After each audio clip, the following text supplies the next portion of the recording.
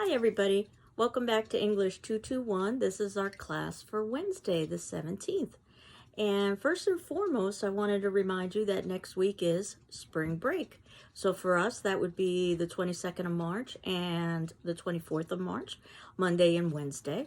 So we wouldn't have any work due during that particular time. And it also marks the year anniversary since we've been online at GCC. So congratulations for hanging in during these very unusual times, and light is at the ending of the tunnel.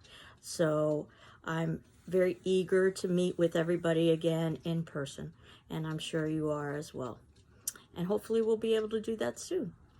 Paper number 1, if you'll remember, is due after spring break. That will be on Wednesday the 31st. Midnight via PDF to my email, Ruiz, R-U-I-Z, at gcc.mass.edu, a 4 to 5 page paper. And one of the things I'll be doing for today's attendance question is asking you how things are going with that particular paper. So as you know, you have the option of rewriting that particular paper once I've reviewed it, put my comments on it, and gotten it back to you. You can incorporate my comments and then make a decision. If you feel that you're ready to rewrite, you can, or if you need further direction, you can always contact me. And I ask that you submit in the revision along with the original graded copy with my comments by the ending of the semester, but the sooner the better for everybody involved.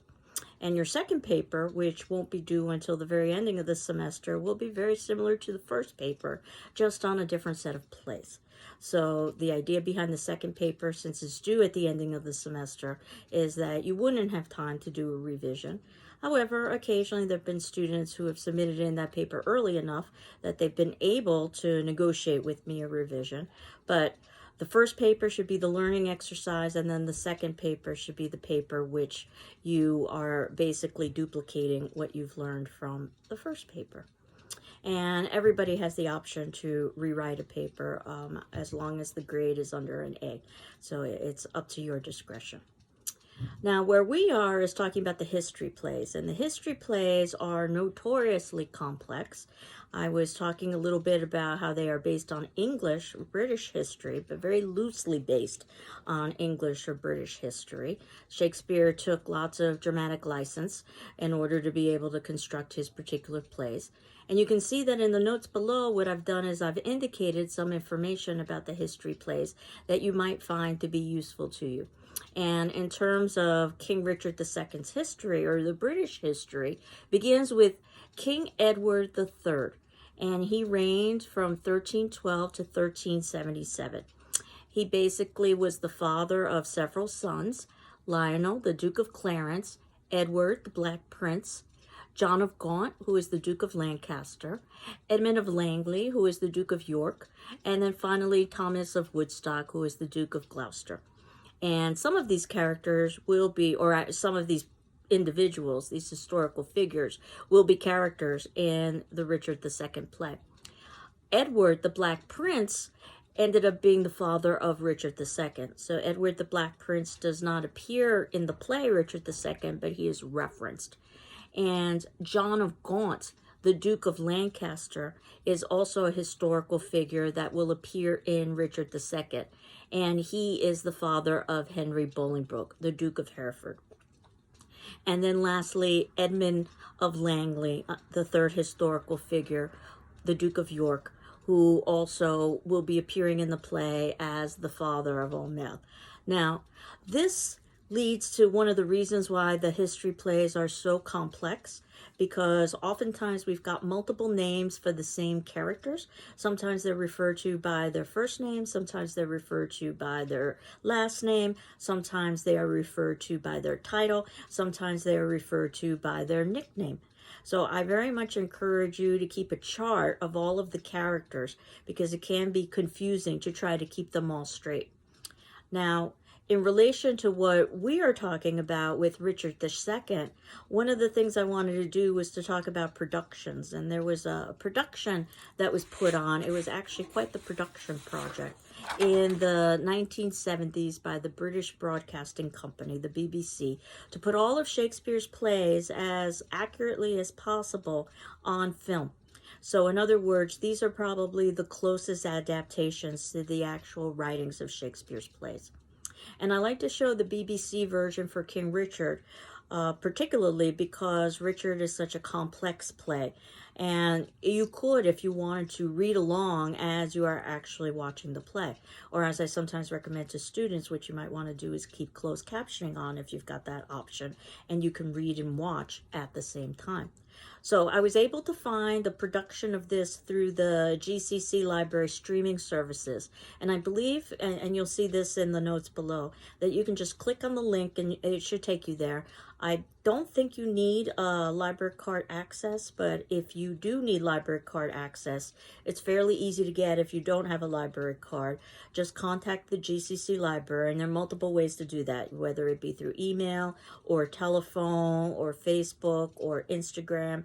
And if you didn't want to do any of those things, you could just go onto the GCC website and fill out a form for a library card, and then they would give you the access number that would allow you to access that streaming film and lots of other resources on the GCC website that are very useful, especially now because we can't necessarily be on campus live.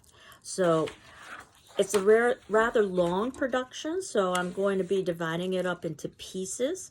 And certainly you can elect to watch the entire film if you so wanted to over your spring break.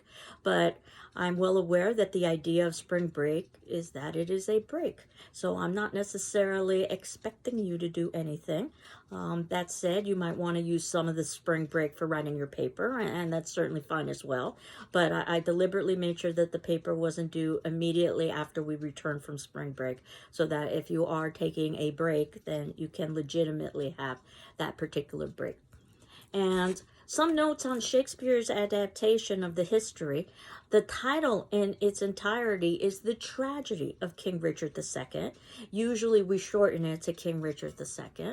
And it's important that the word tragedy is in there, as we will discuss later, because Shakespeare used the tragic tradition of tragic hero, which was established by a play that you might already have heard of, Oedipus the King, from BC times in Greece, which is very important in terms of establishing what a tragic play is.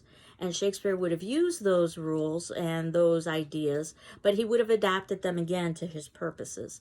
And that's what we see with King Richard. And we will also see when we start to get to the tragedies in our tragedy section with both Macbeth and Othello. Now, in the tragedy of King Richard II, it begins with Bolingbroke accusing Mowbray of treason, specifically Gloucester's murder. And some historical accounts debate that. Some argue that it's Mowbray that accused Bolingbroke. And if you're using the Riverside edition of the Shakespeare, there's a footnote to that particular effect. What you see in this particular play are multiple family relations. Everyone is related to everybody else, because in order to be royalty, you have to have royal blood. And basically, they're vying for power. And I had indicated that this was a tricky time politically during Shakespeare's period because the Queen Elizabeth, was getting old and didn't have a direct heir. So there were all kinds of mumblings and conversations about who had the right to rule. And that wouldn't necessarily be a safe conversation to have publicly because politics were seen to be so dangerous. It was a conversation that would be held privately. Shakespeare's play grapples with many of the same issues in Richard II. But rather than talking about Queen Elizabeth, he's talking about a ruler from basically many years past. So he can protect himself by saying that he never intended for there to be any kind of connection with living people. It was just a coincidence. And we know how Shakespeare is very clever about being able to embed social and political commentary within his plays.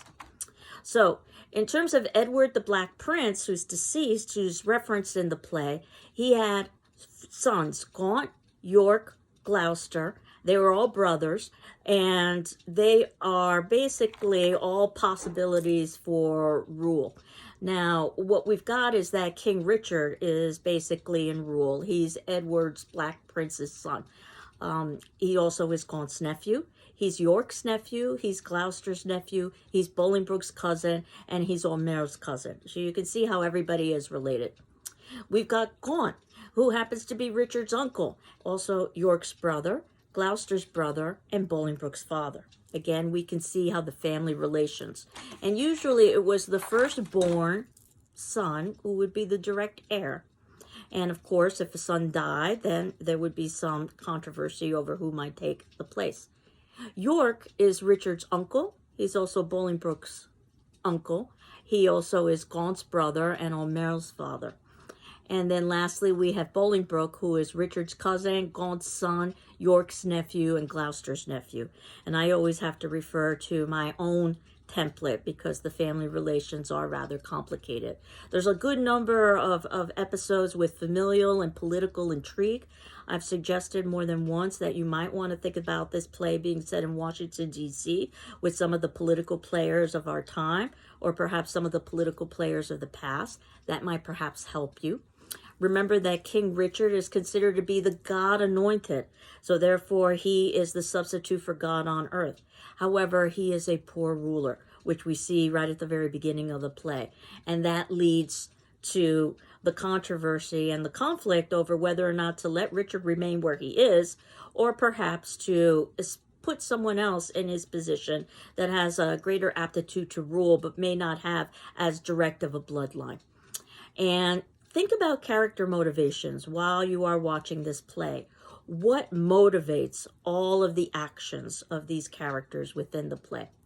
So that BBC production stars Derek Jacobi as King Richard, and he plays Richard as rather foppish.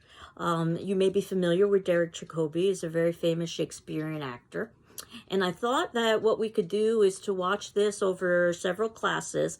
It breaks up into basically, I believe, about 3 parts. What we would be watching is the beginning of the play, so the start of Act 1, going to Act 2, Scene 1.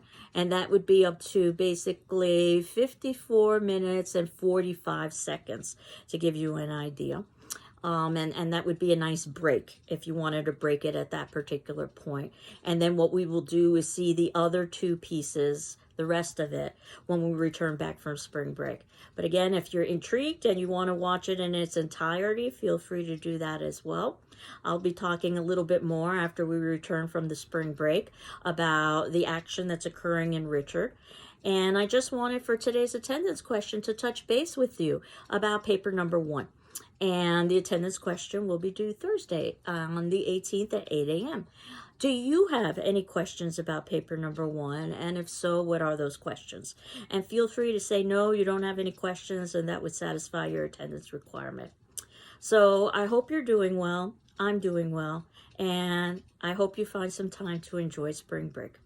Enjoy, Richard. Take care. Bye-bye.